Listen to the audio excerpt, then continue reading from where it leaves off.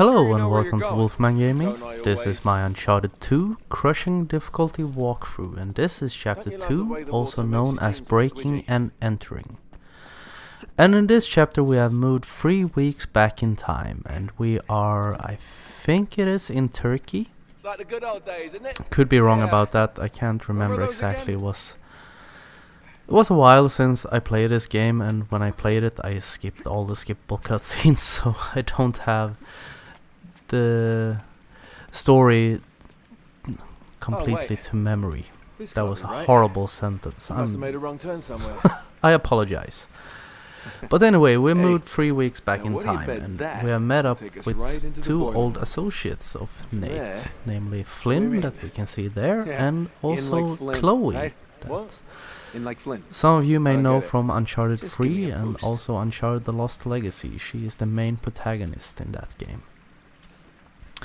But Chloe and Flynn meet up with Nate, and they explain to him that they have met a crazy old collector that wants an old lamp that is hidden inside a museum. And that's why we're here. Because we are gonna break in and we're gonna steal the lamp, because that guy has too much money and too much time on his hands, but he has a lot of money, and that is their main motivation for doing this, because it pays well. And this is of course the tutorial level of the game. We are gonna learn the basics of stealth and also platforming, all that stuff that they'll have in all games these days, which is quite interesting that they still use it in games, because most control schemes are now standardized. It's usually the same buttons to do the same functions, but this is almost a 10-year-old game, and this is when tutorial levels really were a thing. Or they still are. But the difference between Naughty Dog and a lot of other developers is that they are able to make fun tutorial levels. Because this doesn't feel very much like a tutorial level. It feels like a really good stealth-based mission. And I want to take a little time to tell you about how I came to be an Uncharted gamer, actually, because the beginning of this mission is quite slow. We're just gonna climb around along these yellow pipes, always yellow pipes. I think there is a little janitor climbing around all these remote areas up in the Alps and in the jungles and all that, painting everything yellow in case a treasure hunter needs to go platforming there. But I'm gonna talk a little bit about how I came across the Uncharted games, because I arrived really late to the Uncharted party. My invitation got lost in the mail, and I missed the memo to remind me about playing these games. Because I had played games by Naughty Dog before. I played Crash Bandicoot when I was a kid, and as you all know, I'm a great fan of The Last of Us.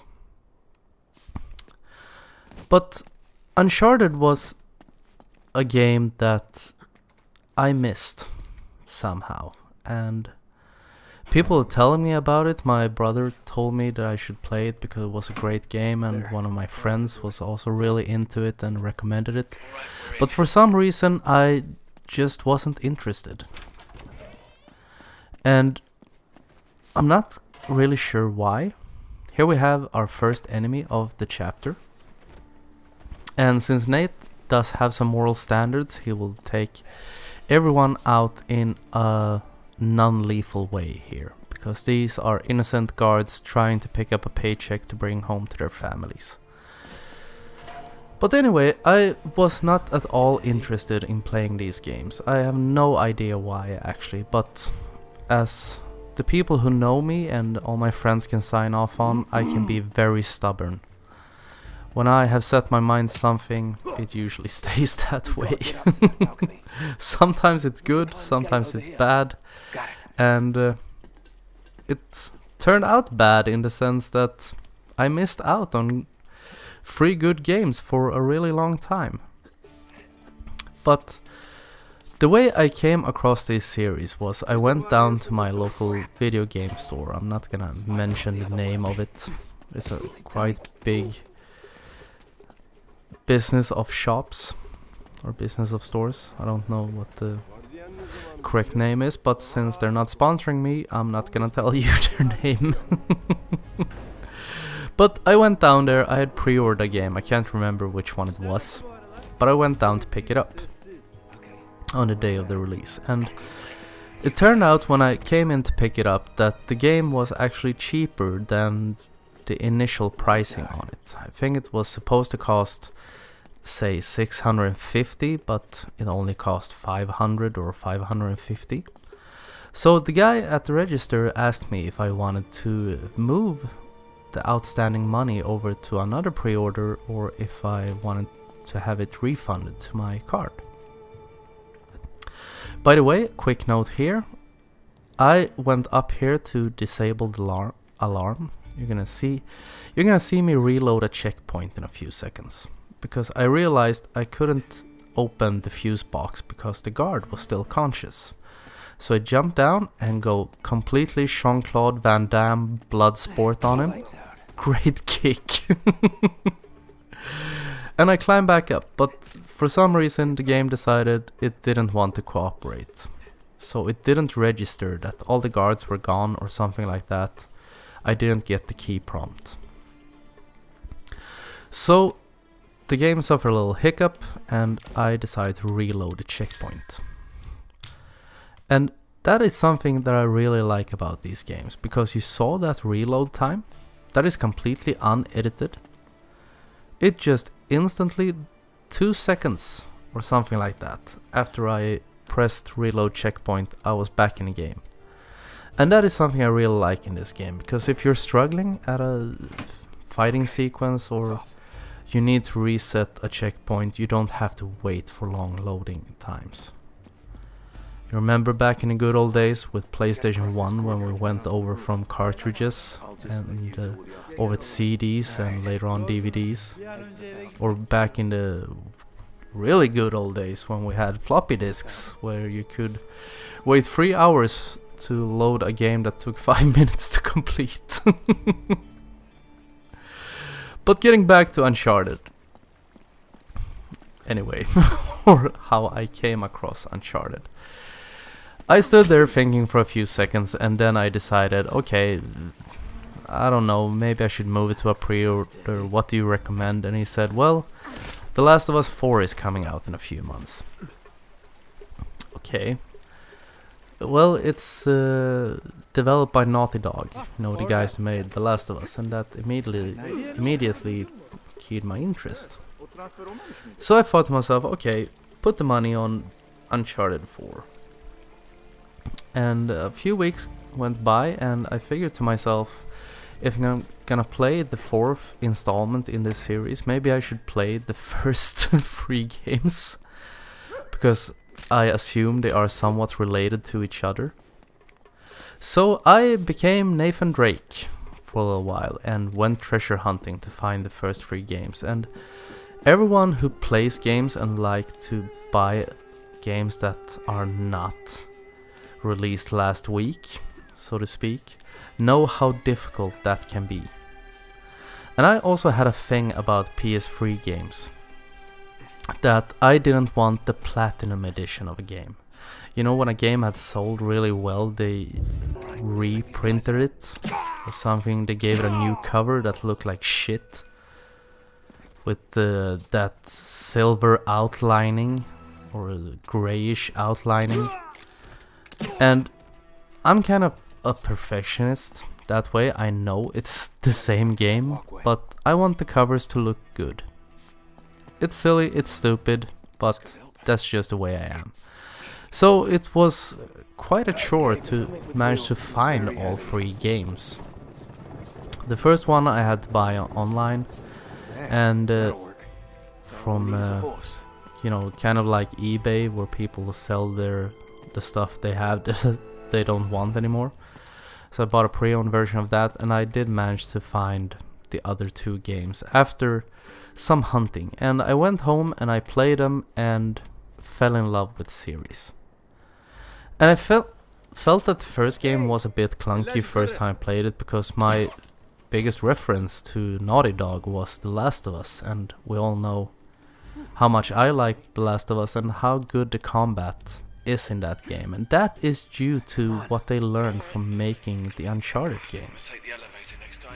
Because if you play Uncharted 1 through 3 up until The Last of Us, you can see, or you can feel how those games, what they learned developing those games, has led up to The Last of Us. And nowadays we all know that Amy Hennig, the mother of Nathan Drake, so to speak, she left Naughty Dog, and Neil Druckmann, the guy who was the director for The Last of Us, took over the series for the 4th installment, and that kind of put a mark on that game, and also The Lost Legacy, because none of them are bad games, absolutely not. I really enjoyed Uncharted 4, but it's a bit different from the first 3 games, because the first 3 games are very Indiana Jones like. Nate is this happy-go-lucky guy, no, not a worry in the world, more or less. But there is another tone of seriousness in the 4th installment and also in The Lost Legacy, and I'm not quite sure what I think about that. Because I like the tone of these games, and also going back to loading times, everyone who has played these games knows that some of the cutscenes in these games are unskippable. And I think they made it that way just so to hide loading screens. And I think it's a really good way to do it. They're not the first developer to do it. I think the first time it really became famous, or the series that made it famous, was Resident Evil. Back in the good old PlayStation 1 days, you know, when you went up to a door, you would see a cutscene of a door slowly opening. And that is a great way to hide a cutscene. I gotta hand it to them. I can't remember who it was that developed it. Was it Capcom? I think it was Capcom, because that game came out in 97, I think. Not quite sure. So don't hold me to that, but that game was filled with genius solutions. They hid loading screens with those opening doors, which was really great. It really added to the tension of the game because it was groundbreaking. And the fixed camera angles that made you feel really exposed because you couldn't see what was in front of you. That is something that has really gone out the window these days, because in all third-person shooter games, more or less, you can use Let's try that again. You can move the camera freely around you, which is a really great thing. It was done in Resident Evil due to hardware limitations, because the game couldn't render in, or the console couldn't render in as much as they wanted it to. So that's why they did it. But we're coming up to the last part of chapter 2, and this is the only little bit intense part of it. We're clear. Because we're going in here to steal the lamp, and Flynn, the backstabbing bastard, is gonna sell us out. So the next time we get control of Nate, the guards are at full alert and everyone wants a piece of Nate's ass. So what you want to do now is start running and continue running. Because all the guards have laser sights, and something you learned by playing these games is that enemies with laser sights take forever to line up before they get off a shot. So we're gonna head into this sewer, just jump down. And when an enemy gets you in his laser sight, always roll, because then he can't get a lock on you and then he can't get a shot off. So then you're gonna be home free. So run up here, we have some guys lining up their shots, so I start rolling. No one gets a chance. Looks like disco in the sewers. And now all that remains is just climb up this embankment or whatever it's called and up this ladder. See ya, suckers. And we are at the end of chapter 2. So I want to thank you very much for watching, and I will see you again in my next video. So until next time, this is the Wolfman signing off.